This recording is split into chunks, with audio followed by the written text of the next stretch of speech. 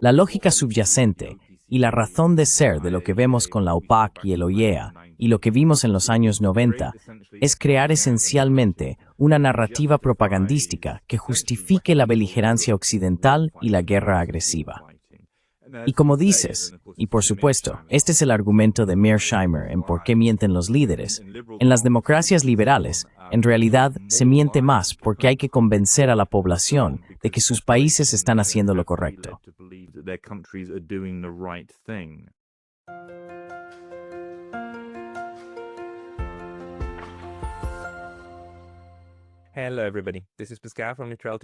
Hola a todos, soy Pascal Lotas de Neutrality Studies y hoy estoy hablando con el doctor Piers Robinson, politólogo, exprofesor en la Universidad de Sheffield y actualmente codirector de la Organización para Estudios de la Propaganda, así como director de investigación en el Centro Internacional para la Justicia del 11S. El Dr. Robinson escribió un excelente artículo en Substack sobre la Agencia Internacional de Energía Atómica, la AIEA, sus acciones en Irán y las similitudes con la muy cuestionada OPAC y, en general, el papel de la mentira a través de las instituciones o, digamos, la propaganda de guerra a través de instituciones de terceros.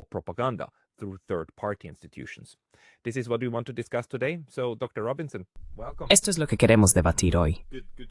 Así que, Dr. Robinson, bienvenido. Es un placer tenerle aquí. Gracias por dedicar su tiempo porque ha investigado un poco sobre el OIEA, pero su principal especialidad es la OPAC. Quizá pueda ayudarnos realmente a arrojar algo de luz, porque lo que hemos visto en las últimas semanas es cómo esta institución internacional, el OIEA, que está ubicada en la neutral Austria y se supone que debe ser un árbitro neutral, un organismo de control en todos los aspectos, ha sido utilizada para crear un caso de propaganda a favor de la guerra contra Irán. ¿Podría explicarnos esto?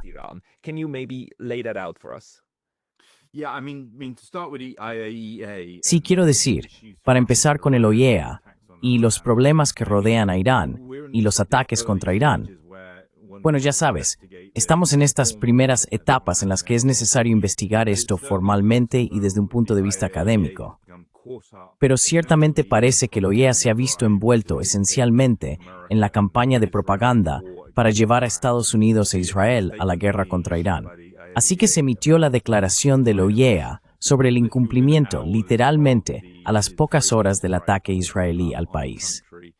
Tienes, por supuesto, toda esta controversia de fondo sobre Palantir y la plataforma Mosaic, que se estaban utilizando para recopilar datos e información, y que bien podrían haber sido utilizadas para permitir que el OIEA hiciera esta declaración, insinuando o sugiriendo firmemente el incumplimiento por parte de Irán.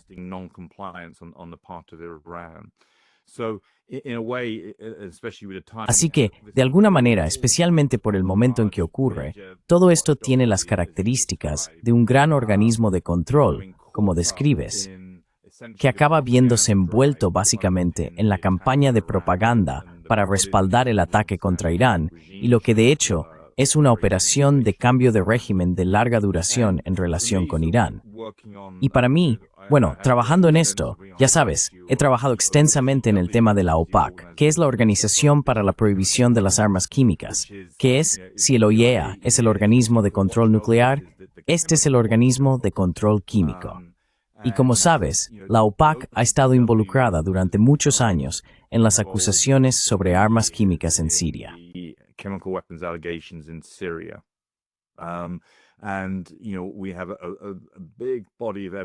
Y bueno, ahora tenemos un gran cuerpo de pruebas que documenta la manipulación y en efecto la corrupción de partes de esa organización para señalar al gobierno sirio en relación con los supuestos ataques con armas químicas, encajando realmente en una operación más amplia de cambio de régimen contra Siria, que por supuesto ha tenido éxito ahora porque el gobierno sirio cayó en diciembre de 2024 para derrocar ese país.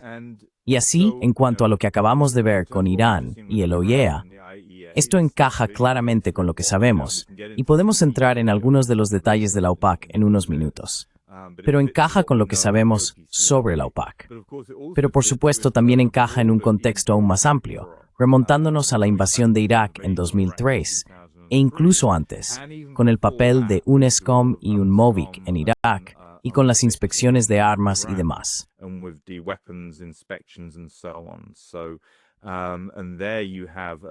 Y ahí tienes un patrón similar, esencialmente de estas organizaciones siendo utilizadas, manipuladas, y si no se dejan manipular, quedando marginadas, y así sucesivamente. Pero en esencia, operan dentro de este contexto, en el que actúan claramente al servicio de los intereses de la política exterior occidental.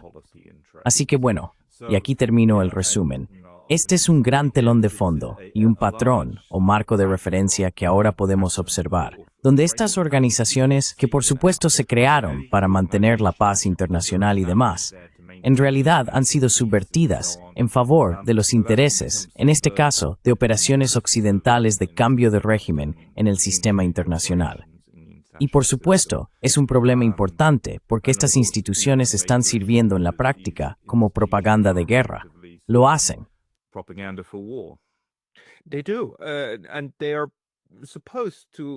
Y se supone que deberían hacer lo contrario, ¿verdad? Se supone que están ahí para evitar que se produzca una escalada. Y ahora vemos cómo se han utilizado sistemáticamente durante las últimas décadas. Pero ¿puedes quizás rastrear esto hacia atrás? Quiero decir, acudir a la OPAC es lo más obvio, pero dijiste que también hay antecedentes de eso. ¿Desde cuándo los resortes del poder utilizan estas organizaciones internacionales para llevar a cabo operaciones de cambio de régimen?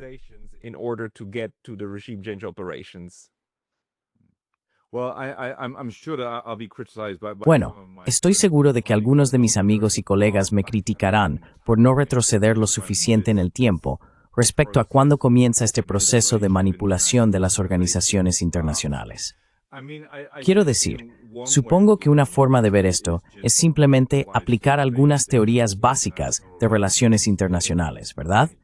Ya sabes, tenemos la interpretación liberal del sistema internacional, o la interpretación institucionalista, que percibe o sostiene que hasta cierto punto este tipo de organizaciones son razonablemente autónomas, o autónomas en cierta medida, y pueden desempeñar el papel que se supone que deben cumplir. Pero por supuesto, los realistas nunca han aceptado eso en absoluto.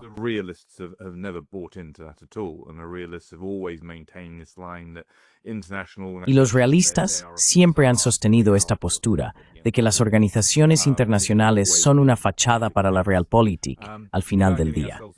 Y siempre ha sido así. Sin entrar en la larga y profunda historia de la formación de las Naciones Unidas y demás, creo que en cuanto a este uso y abuso tan evidente de los organismos de control de armas prohibidas, por así decirlo, se puede retroceder hasta Irak en 1991, la Operación Tormenta del Desierto, tras la invasión de Kuwait. Después de eso, por supuesto, hubo resoluciones de la ONU que exigían a Irak desmantelar sus programas químicos, biológicos y nucleares. INSCOM fue la organización de la ONU creada, los inspectores de armas, y por supuesto el famoso Scott Ritter formó parte de UNESCOM en varias fases.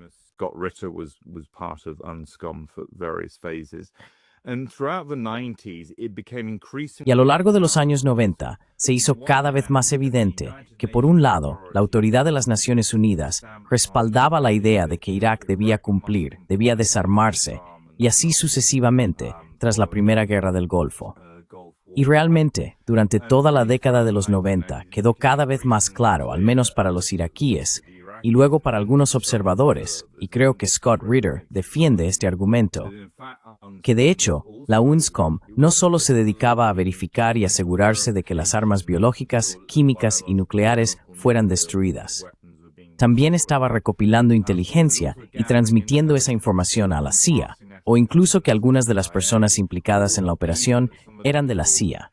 Y en la práctica estaba proporcionando inteligencia que iba a ser utilizada como parte de una guerra de cambio de régimen, identificando objetivos a atacar dentro de Irak.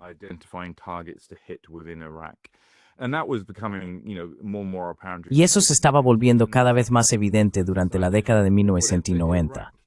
La segunda cuestión era esta idea de que, hiciera lo que hiciera Irak para demostrar su cumplimiento, se identificarían nuevos problemas o errores en los informes, etc., y se utilizarían para presentarlos ante el Consejo de Seguridad de la ONU y decir, miren, Irak no está cumpliendo. Necesitamos mantener las sanciones. Así que esta búsqueda continua de armas de destrucción masiva, con Irak diciendo siempre, miren, ya nos hemos deshecho de todas, ya no producimos estas cosas, y luego los inspectores sacando a relucir pruebas y demás, para mostrar que, bueno, aquí hay una indicación de incumplimiento. Eso solo se estaba utilizando para mantener las sanciones más amplias contra Irak.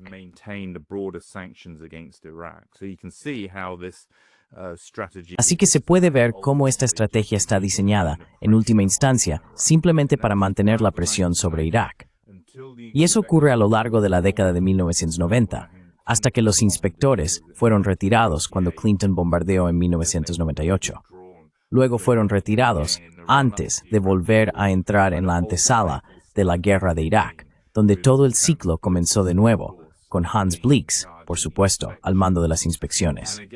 Y de nuevo, los estadounidenses presionaban para obtener la confirmación de su inteligencia de que Irak tenía armas de destrucción masiva. Así que creo que ese es un buen punto de partida para entender cómo hemos llegado a donde estamos ahora, en 2003, en términos de una corrupción, manipulación y uso bastante bien documentados y evidentes, en este caso de las inspecciones de armas de la ONU para servir, en este caso, al interesse estratégico estadounidense.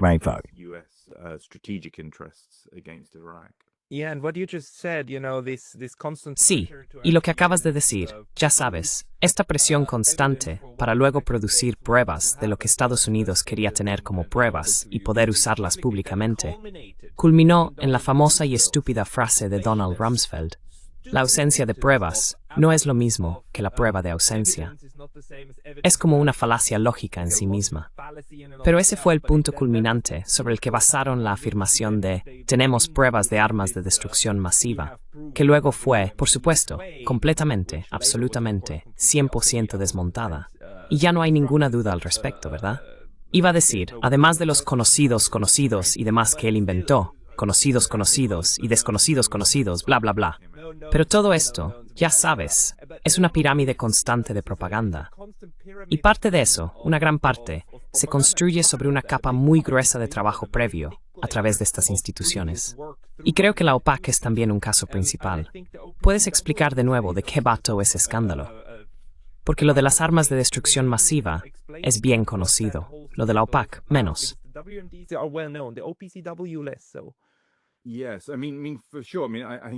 Sí, quiero decir, por supuesto. Creo que tienes toda la razón. Creo que está bien establecido, incluso desde un punto de vista académico, que la inteligencia sobre armas de destrucción masiva fue manipulada y demás. No había ninguna allí, etc. Así que empiezas a entender cómo se estaba jugando el juego en relación con Blix y demás. Pero, por supuesto, también en el periodo previo a la invasión de Irak, y esto enlaza con la OPAC, José Bustani, que fue el primer director general de la OPAC, fue obligado a dejar el cargo, efectivamente, a instancias de John Bolton. Y creo que José Bustani incluso afirma que John Bolton le insinuó que sabemos dónde viven tus hijos en Nueva York. Así que, claramente, una amenaza a José Bustani. Fue expulsado de la OPAC principalmente porque no seguía el juego de las afirmaciones de la inteligencia estadounidense sobre las armas químicas iraquíes y demás. Así que fue apartado.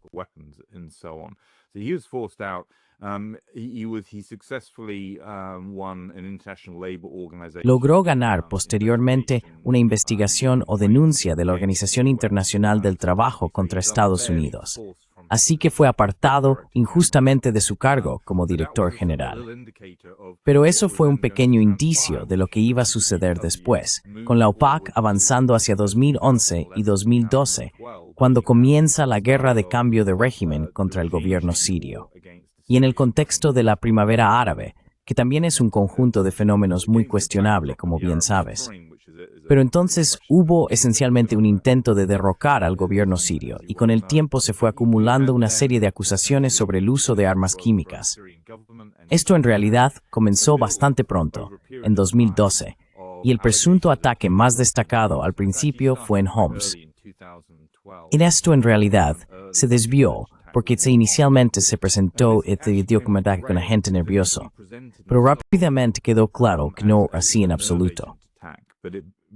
quickly became apparent this wasn't the case at all. And even the US State Department backed away. Incluso el Departamento de Estado de Estados Unidos se retractó de la afirmación, diciendo que no, que parece que la gente está confundiendo gases de control de disturbios, etc., con sarín y demás. Pero luego, por supuesto, en 2013, se produjo el ataque con numerosas víctimas en Ghouta, todo en un contexto en el que la administración Obama había establecido una línea roja para el gobierno sirio, diciendo que cualquier uso de armas químicas sería justificación para que Estados Unidos lanzara un ataque masivo contra Siria. Eso fue en 2013. No quiero entrar demasiado en la controversia sobre ese tema. Seymour Hersh argumentó de inmediato que se trataba de un ataque llevado a cabo por grupos de la oposición. Las pruebas de sus contactos indicaban que los rastros de sarín, de hecho, no provenían de los arsenales del gobierno sirio.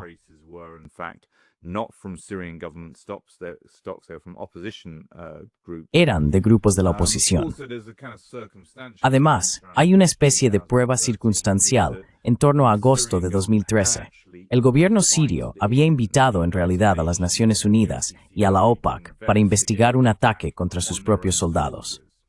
En marzo de 2013, literalmente al día siguiente de un ataque con sarín contra sus propios soldados, acudieron directamente al secretario general de las Naciones Unidas y dijeron: miren, han atacado a nuestros soldados. Parece un agente nervioso. Queremos que vengan a investigar.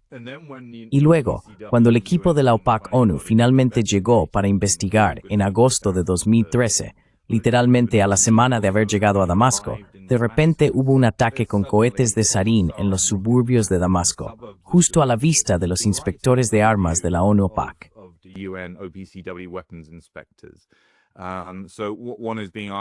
Así que se nos pide creer que Assad, después de haber invitado a los equipos de la ONU y la OPAC para investigar un ataque contra sus propios soldados, decidió entonces lanzar un ataque masivo con gas sarín en Damasco, justo delante de los inspectores de armas de la ONU y la OPAC, lo cual es una proposición absurda. Pero ocurrió ese evento, y luego vino la presión para que Estados Unidos interviniera, para que Obama interviniera. Al final, los rusos negociaron un acuerdo con el gobierno sirio, diciendo: mira, quizá la mejor salida en este momento, aunque no seas responsable de este ataque, es simplemente adherirse a la Convención sobre Armas Químicas. Y eso fue lo que Siria aceptó hacer.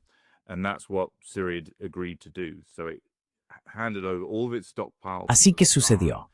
Siria entregó todas sus reservas de sarín, que eran principalmente reservas estratégicas, diseñadas para contrarrestar la amenaza nuclear israelí.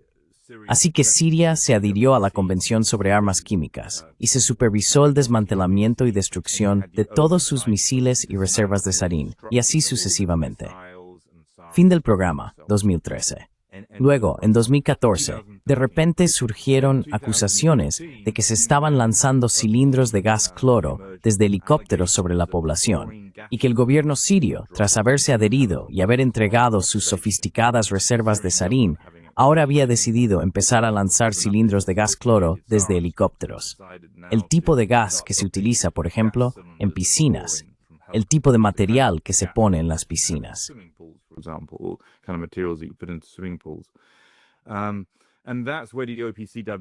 Y es ahí donde la OPAC realmente empezó a involucrarse, porque entonces se les encomendó la tarea de responder a estas acusaciones de que el gobierno sirio había decidido de repente empezar a lanzar cilindros de gas cloro. Crearon lo que se conoció como las misiones de determinación de hechos, que básicamente eran equipos enviados para investigar los supuestos ataques. Esto estuvo ocurriendo durante muchos años, desde 2014, 2015, 2016, 2017, 2018, esto seguía sucediendo. Y aquí es, y soy consciente del tiempo, donde comienza el problema con la OPAC, y se puede ver con bastante claridad.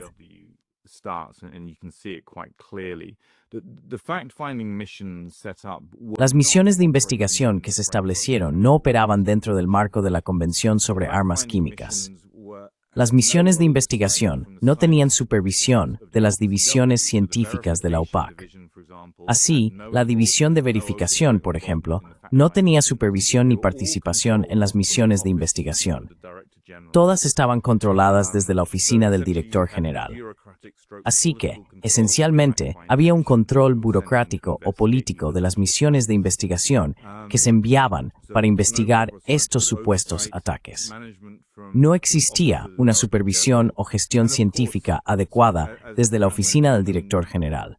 Y por supuesto, con el paso del tiempo, la oficina del director general estaba ocupada, por ejemplo, por alguien que tenía un puesto importante en esa oficina. Posteriormente, fue ocupada por Sébastien Bras.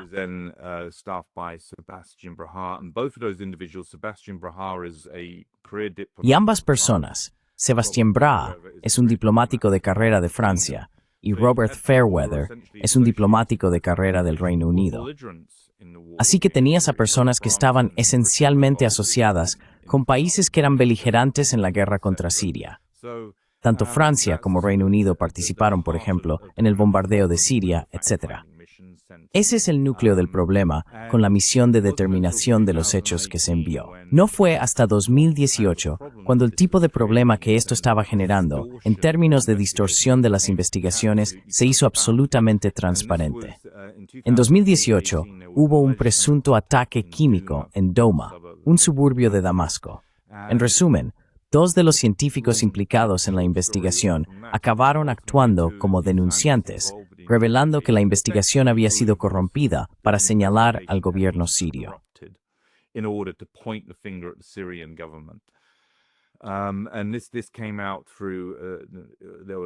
Y esto salió a la luz a través de documentos filtrados en 2019. Hubo un testimonio de un funcionario de la OPAC ante un panel en Bruselas, detallando lo que había sucedido.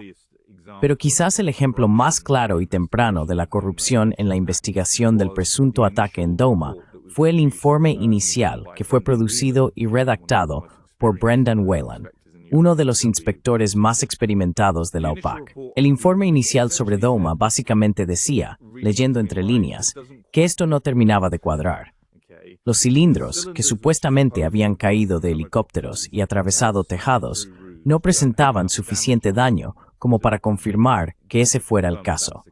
Los 43 civiles que murieron en un edificio como resultado de este ataque no parecían haber muerto por envenenamiento con gas cloro.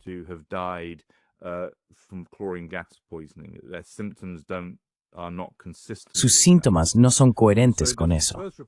Así que este primer informe planteó todos estos tipos de cuestiones, que básicamente dibujaban el panorama de que en realidad esto bien podría ser un ataque escenificado. Si los civiles no murieron por cloro, etc., si los cilindros no fueron lanzados desde helicópteros, por ejemplo, entonces hay otra cosa en juego, no un ataque del gobierno sirio. Ahora bien, su informe, que fue acordado por todo el equipo que fue a Douma, fue alterado en secreto en el último momento por alguien cuya identidad aún no conocemos, aunque tenemos nuestras sospechas, con el fin de eliminar todas esas dudas y básicamente sugerir que el gobierno sirio había lanzado gas de cloro sobre Douma.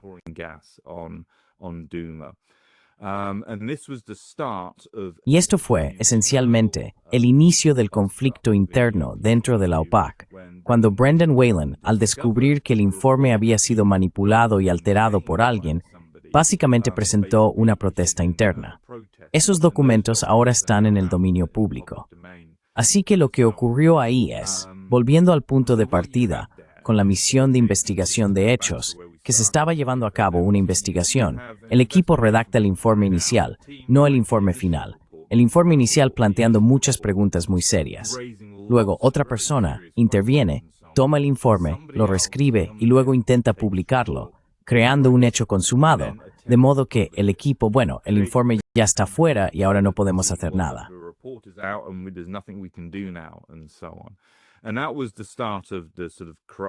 Y ese fue el comienzo de una especie de corrupción interna, o la corrupción de la investigación de Douma. Y como sabes, a partir de ahí la cosa sigue y sigue. Ya son muchos años en los que he trabajado junto a Hans von Sponeck, José Bustani y Richard Falk, representando a los denunciantes de la OPAC. Esto se está debatiendo a nivel del Consejo de Seguridad de la ONU, se está debatiendo dentro de la OPAC, y en este momento existe, de hecho, un enfrentamiento entre los estadounidenses, los franceses y sus aliados en la OPAC frente a Irán, China, Rusia y otros, que están diciendo, miren, estas cuestiones deben abordarse, etc. Pero esto te da una idea clara de cómo se manipularon las investigaciones.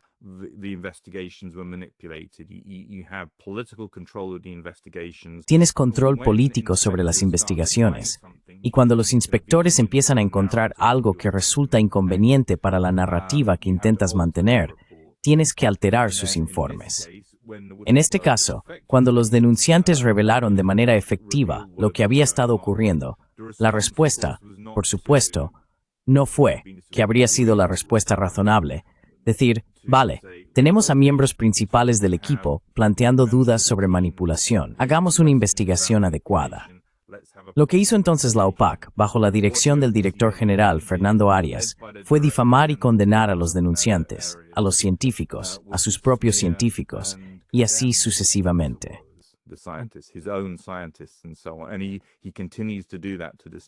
Y sigue haciéndolo hasta el día de hoy, y así sucesivamente. Así que se puede ver que la OPAC está atrapada en esta narrativa propagandística en relación con las armas químicas en Siria.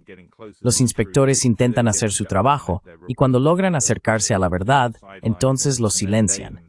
Sus informes son apartados y luego ellos mismos son difamados, a instancias, en este caso, del director general de la OPAC. Así que él es cómplice del encubrimiento en relación con Dumi Siria. Así que esa es una historia larga y compleja, resumida en unos 10 minutos.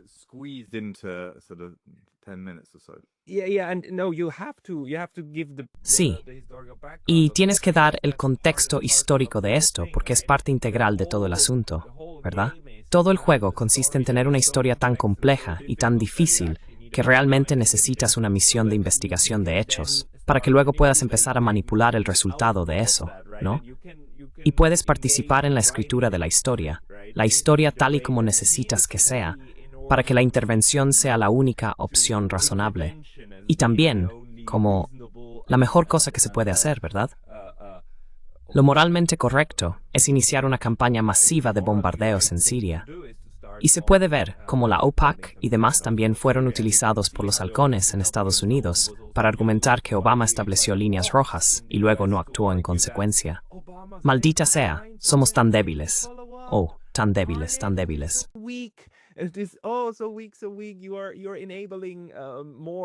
Estás permitiendo que se cometan más de estos crímenes de guerra que luego alimentan este frenesí.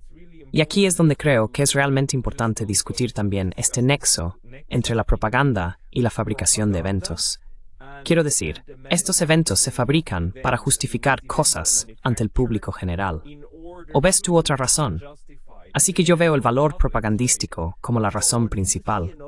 Porque en las sociedades liberales, constantemente hay que explicar por qué necesitamos ir y bombardear hasta los cimientos los hogares de otras personas y a las personas que viven en ellos, ¿verdad? Porque tenemos esa necesidad de vernos a nosotros mismos como los buenos. Necesitamos ser los buenos. Por lo tanto, necesitamos atrapar a los malos con las manos en la masa. Esa es la única razón por la que esto está ocurriendo. ¿O hay otros factores en juego?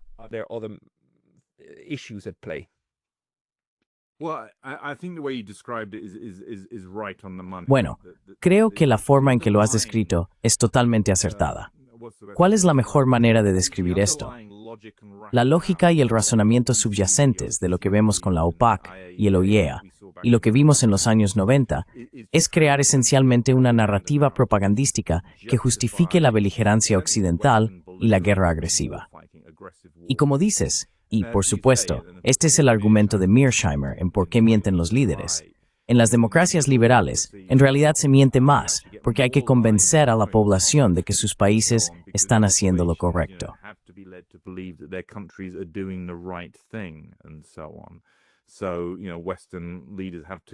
Así que los líderes occidentales están especialmente motivados para recurrir al engaño y la mentira, a diferencia de los estados autoritarios y demás. O al menos así va su argumento. Esto se convierte en una parte fundamental de cómo las democracias occidentales mantienen, como dices, esa sensación de legitimidad y superioridad moral. Nosotros somos los buenos, ellos son los malos. Nosotros seguimos las normas internacionales, ellos no. Y dentro de ese marco, si puedes contar una mentira diciendo que los malos están usando armas químicas, nucleares, etc., se convierte en una retórica legitimadora muy poderosa para tus propias poblaciones y te permite llevar a cabo, en esencia, guerras agresivas de cambio de régimen y similares.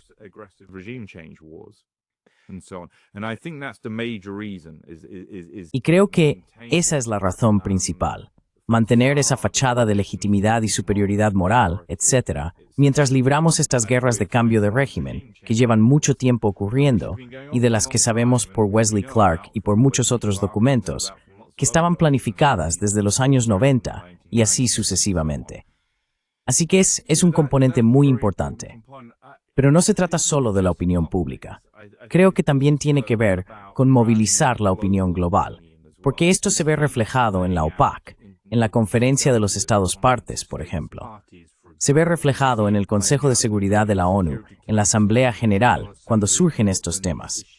Occidente también intenta decirle al mundo que estos son los estados malos, estos son los estados buenos.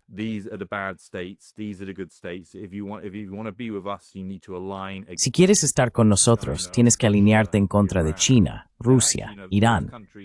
Y de hecho, todos esos países aparecen en la controversia de la OPAC. Se ha acusado a Rusia de estar implicada en la mendacidad del gobierno sirio en torno a las supuestas armas químicas, etc. Irán siempre ha criticado lo que se hizo a los inspectores de la OPAC que denunciaron, etc. Pero todos estos países deben ser identificados como estados enemigos y competidores ante la audiencia global y así sucesivamente. Así que, cuando intentan atraer a los grandes actores del sistema internacional, por ejemplo, India o Brasil, creo que esto forma parte del juego.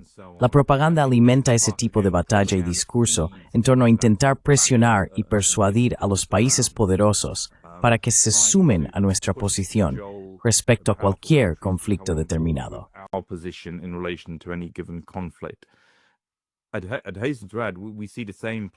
A toda prisa y con hilo, vemos el mismo manual aplicándose en Ucrania, por supuesto, porque la OPAC está siendo utilizada para acusar a la Federación Rusa de usar, bueno, en este caso sí, de violar la Convención sobre Armas Químicas, pero no sarín ni cloro. Más bien, creo que se trata de gases de control de disturbios, que es hacia donde va la OPAC en este asunto. Pero por supuesto, eso forma parte de la batalla más amplia de Occidente por ganar corazones y mentes en relación con Ucrania, Rusia y demás. De nuevo, utilizando la misma técnica. Así que creo que la audiencia es múltiple, tanto global, los diplomáticos, etc., como la opinión pública mundial, pero también de manera crucial la población nacional, a la que tienen que mantener de algún modo engañada o completamente a favor de las guerras que se están librando.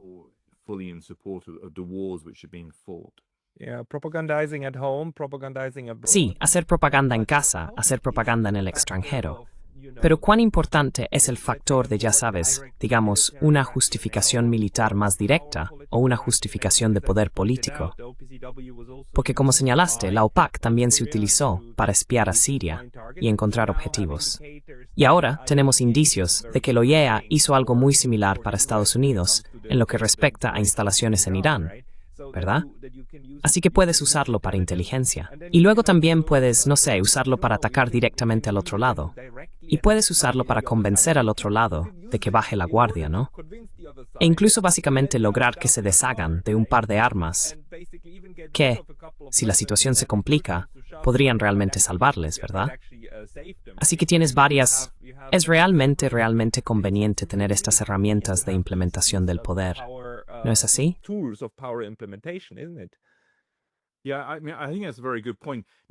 Sí, quiero decir, creo que es un punto muy válido. Quiero decir, en cierto sentido, cuando hablo de propaganda, la propaganda no se trata solo de ganar corazones y mentes en el sentido de que sea puramente discursiva. Siempre se trata de intentar afectar el mundo real. Así que la narrativa propagandística, ya sea sobre Irak, Siria o Irán, trata de mantener a las poblaciones alineadas para que luego puedas atacar el país para que puedas llevar a cabo acciones en el mundo real. Ahora, como acabas de señalar acertadamente, esto se ve claramente con el OEA, que existe este vínculo directo en el que puedes utilizar la información que estás recopilando. Las misiones de verificación de hechos, posiblemente, ciertamente en el caso de UNSCOM, se estaban utilizando para espiar, ciertamente tenemos pruebas de esto en el caso del OEA, etc. Y eso tiene un uso militar directo y así sucesivamente. Así que claramente hay ese componente en todo esto.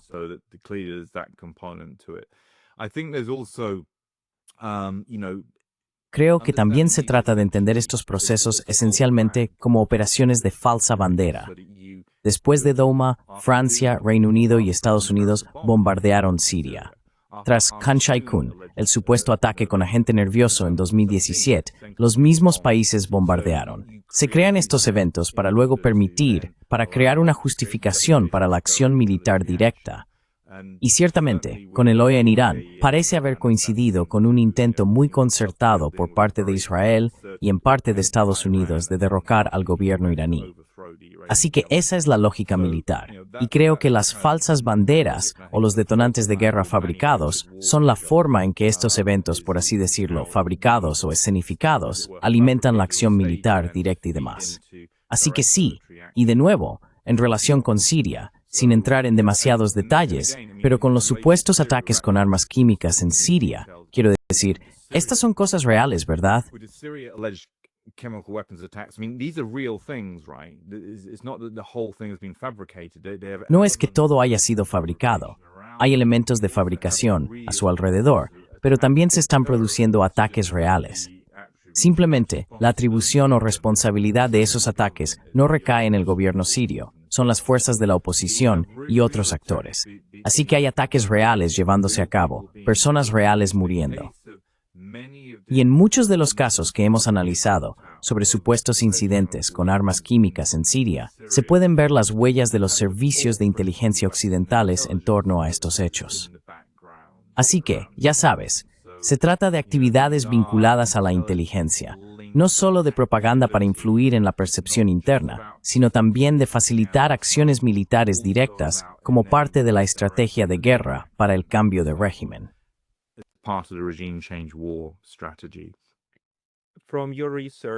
Según tu investigación, ¿qué habría que hacer para evitar esto? Porque parece que parte de cómo funciona esto es que los países poderosos pueden colocar a su gente, ¿verdad?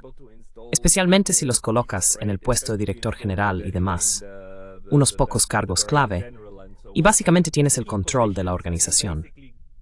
Ahora bien, necesitamos una OPAC, necesitamos una OIEA, necesitamos instituciones internacionales, porque se supone que deben cumplir esa función de mediación, ¿no? Generar confianza y todo eso. No deberíamos tirar al bebé con el agua sucia cuando decimos, vale, tenemos que deshacernos de esas cosas. Pero necesitamos que funcionen. ¿Se te ocurre algún ejemplo de una organización internacional que realmente haga bien su trabajo y no sea corruptible a ese nivel? ¿Y qué es lo que genera esa corruptibilidad?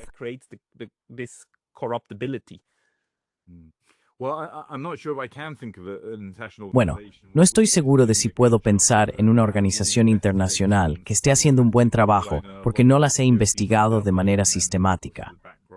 Todo lo que sé mucho es sobre la OPAC y luego, por supuesto, el trasfondo en relación con Irak y ahora con Irán y el OIEA. Quiero decir, en cuanto a cómo hacer que estos sistemas funcionen correctamente. Volviendo al punto que mencionamos antes, los realistas, el análisis de la Realpolitik, dirían que esto nunca va a funcionar. Estas cosas nunca serán más que un mero adorno para la política de poder. Ahora, por supuesto, vamos con una especie de idea liberal de que tal vez estas instituciones puedan llegar a funcionar. Quiero decir, parte de esto no es excesivamente complicado.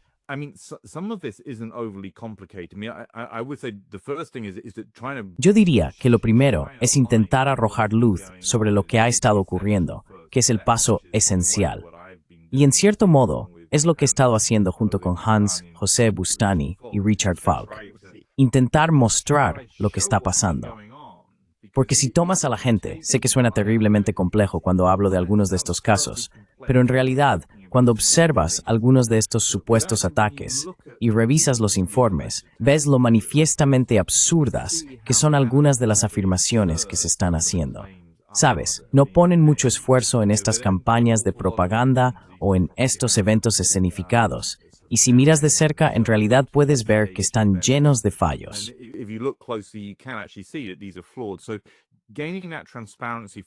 Así que lograr esa transparencia, encontrar una manera de explicar a la gente lo que ha estado ocurriendo, creo que es muy importante, porque cuando saben que están siendo observados y demás, eso puede empezar a modificar el comportamiento. Por cierto, después de Douma, en 2018, no hubo más supuestos ataques químicos en Siria. Así que creo que es muy plausible que las agencias de inteligencia que orquestaban estos ataques se dieran cuenta, con Douma, de que ahora hay científicos de la OPAC diciendo que esto no es lo que está ocurriendo, lo que dicen los gobiernos británico y estadounidense, y que se dieron cuenta de quizás se les acabó el tiempo con esto, que ya no pueden llevar a cabo más estos ataques, y así sucesivamente.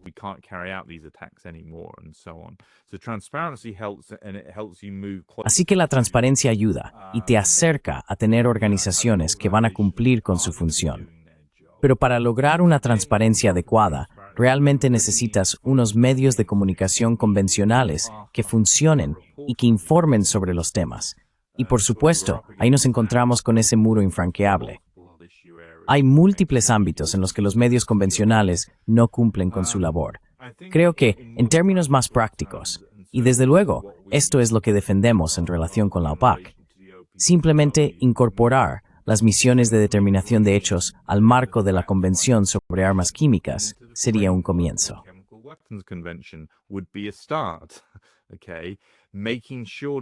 De acuerdo. Asegurarse de que esas investigaciones contaran con la supervisión de las divisiones científicas, por ejemplo, que su trabajo tuviera que ser revisado por pares, sería un gran avance en términos de mejorar la calidad de esas investigaciones. Otra cuestión, y esto se relaciona con el punto sobre la implicación de actores de inteligencia y vinculados a Occidente, es que las misiones de determinación de hechos de la OPAC llegaron a depender completamente de pruebas que les eran entregadas esencialmente por terceros, que en Siria acabaron siendo los cascos blancos, quienes, por supuesto, estaban vinculados al gobierno británico, fundados por un exoficial militar británico, James Le Mesurier, y así sucesivamente.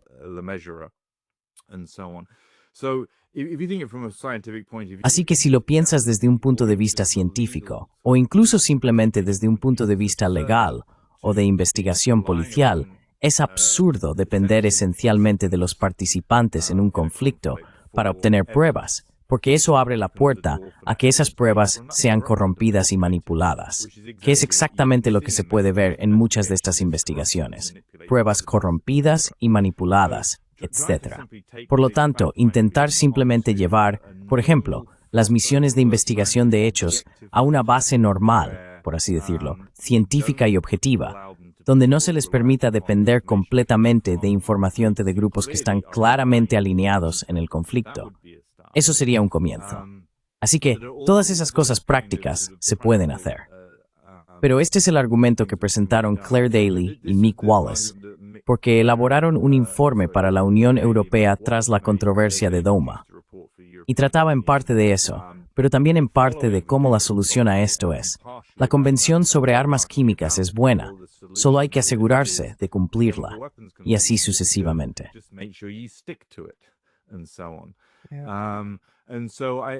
Y así, de alguna manera, una mayor adhesión al tipo de regulaciones y normas que deberían establecerse sería una forma de hacer que estas cosas sean efectivas.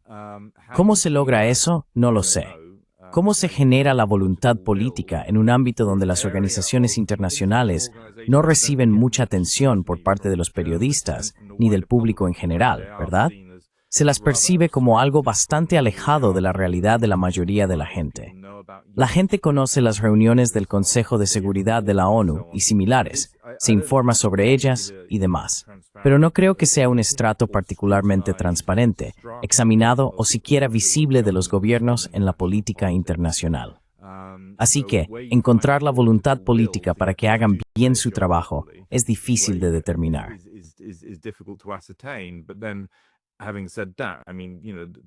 Dicho esto, quiero decir, ya sabes, ahora hay mucha participación pública a nivel global en relación con lo que ha sucedido, el genocidio contra los palestinos en Gaza. Así que ya sabes, siempre hay margen para, creo, un mayor escrutinio y atención. Quiero decir, Hans von Sponeck y Richard Falk, su libro de Princeton, que salió el año pasado, trata precisamente de cómo podemos rescatar a las Naciones Unidas. Para quienes no lo sepan, Hans von Sponeck fue subsecretario general adjunto en los años 90, dimitió por la política de sanciones contra Irak. Richard Falk es profesor emérito en Estados Unidos, pero ambos han estado muy vinculados obviamente con las Naciones Unidas a lo largo de sus carreras.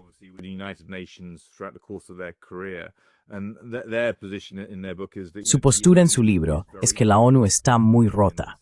Es una revisión exhaustiva de todas las correcciones que ahora deben hacerse para rescatar a las Naciones Unidas y devolverla a sus principios fundacionales y a lo que se suponía que debía ser cuando se creó, que era mantener la paz y la seguridad internacionales, porque ese era su objetivo principal. Y, por supuesto, prevenir el genocidio. Así que creo que hay una tarea enorme por delante, pero las soluciones no son complicadas. No se trata de problemas complicados, al menos en lo que respecta a la corrupción de la que estamos hablando. Creo que el reto es generar la voluntad política, que la gente esté dispuesta a impulsar el cambio.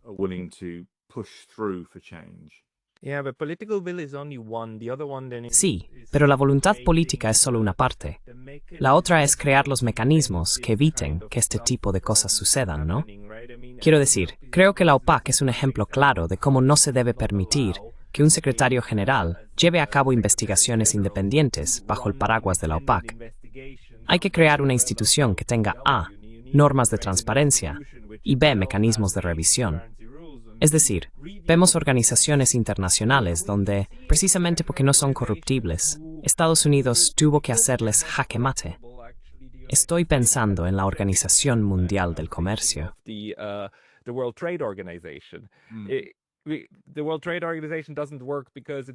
La Organización Mundial del Comercio no funciona porque su mecanismo de revisión está siendo bloqueado.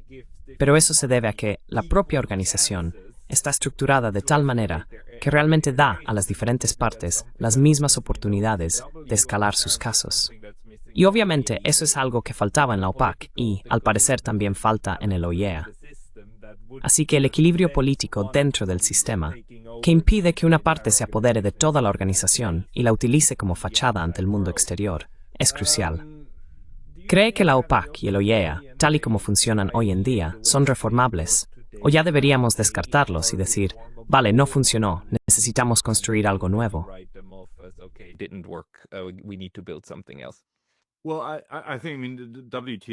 Bueno, creo que la OMC es un buen ejemplo. Quiero decir, probablemente estés analizando las estructuras a través de las cuales se crearon y establecieron. Esas necesitan una reforma total y profunda, en última instancia. Es decir, volviendo a la respuesta anterior, la respuesta sencilla es simplemente asegurarse de que operen dentro del marco de la Convención sobre Armas Químicas acordada. Es una buena convención. Es una convención sensata y sólida. Todo el mundo lo quiere. Sí, y obligas a que se cumpla eso. Quiero decir, por ejemplo, al principio, la OPAC estaba pensada para hacer todo. Tenía que ser por consenso.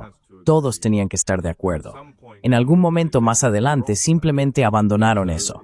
Así que entonces se introdujeron reglas de votación por mayoría.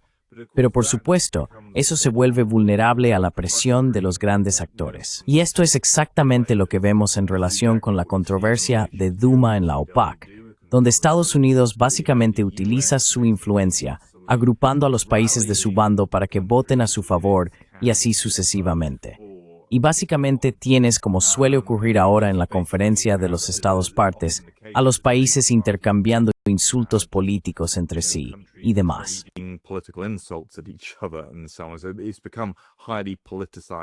Así que se ha vuelto muy politizado y demás.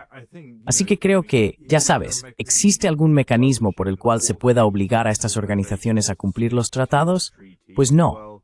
En efecto, no lo hay, en última instancia. Es decir, no puedes, por ejemplo, emprender acciones legales contra organizaciones internacionales si son demostrablemente corruptas. Están protegidas de eso, y así sucesivamente.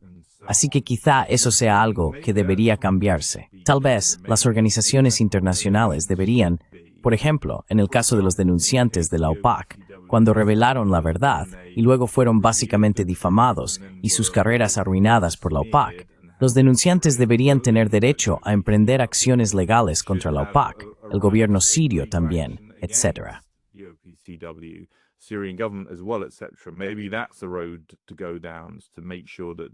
Quizás ese sea un camino a seguir para asegurarse de que la rendición de cuentas pueda imponerse a través de ese mecanismo. Pero creo que con la OPAC, quiero decir, esto lleva ocurriendo mucho tiempo ya, y por supuesto está centrado en Siria.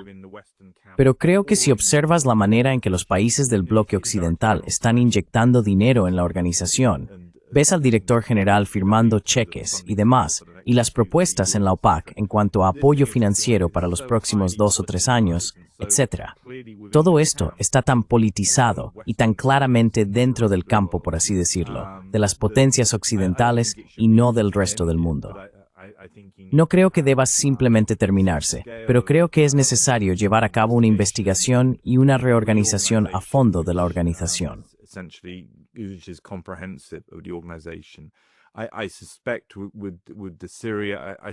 Sospecho que en el caso de Siria hay mucho más que personas cooptadas por potencias occidentales y la OPAC. Sospecho que también hay agentes de inteligencia que han conseguido infiltrarse en la organización. Sin duda, fue así con la UNESCOM en los años 90. No hay motivo para pensar que no ocurra lo mismo ahora con la OPAC. Así que, cuando tienes una organización tan corrompida, hay muchísimo trabajo por hacer.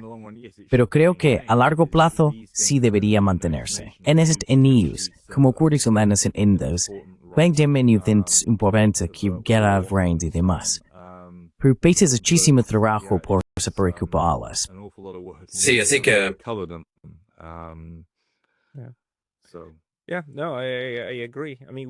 Sí, no, estoy de acuerdo.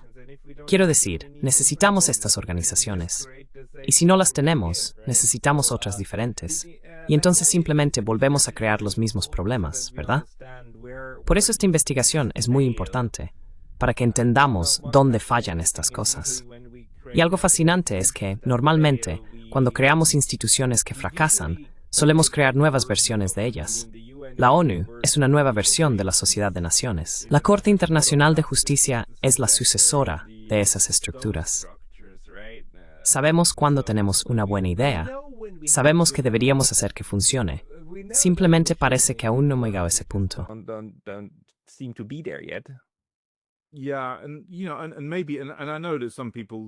Sí, y sé que algunas personas dicen que nunca se puede crear una situación en la que estas organizaciones a nivel global hagan más bien que mal. Y no creo que esté de acuerdo con eso. Creo que pueden ser una fuerza para el bien. Creo que se ve reflejado al menos en que la ONU crea una plataforma para concienciar sobre lo que está ocurriendo en Gaza. Sí, vale, aunque a veces haya sido ineficaz, al menos lo pone en la agenda y demás. Y por supuesto, una parte de la idea de la ONU es esta noción de diálogo y comunicación. Así que, sabes, es un reto que merece la pena asumir. Que haya fracasado, como fracasó la Sociedad de Naciones antes, y que la OPAC haya fallado tan gravemente en los últimos 10 años, no significa que no debamos al menos mantener la esperanza de que la próxima vez podamos hacerlo bien.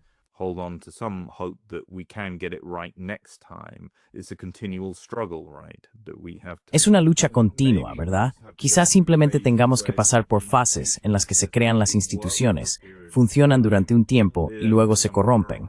Entonces hay que emprender una especie de reforma profunda y así sucesivamente. Así que tal vez estés en una batalla constante contra el poder, cediendo algo de terreno a los realistas y así sucesivamente. Así que nunca llegas a ese punto. No vas a conseguir que la ONU, la OPAC o la AI sean perfectas y hagan su trabajo de manera absolutamente correcta. Siempre será una batalla y una lucha contra actores nefastos que quieren utilizarlas para sus propios fines. Absolutamente. Y por supuesto, la cuestión es que el poder siempre busca obtener más poder. Por eso intentan utilizar todas las vías que tienen a su alcance. Así que, en cierto sentido, la lucha nunca terminará. ¿Podremos limitarlos lo suficiente o no? Dr. Piers Robinson, ¿dónde pueden encontrarte a ti y a tu análisis?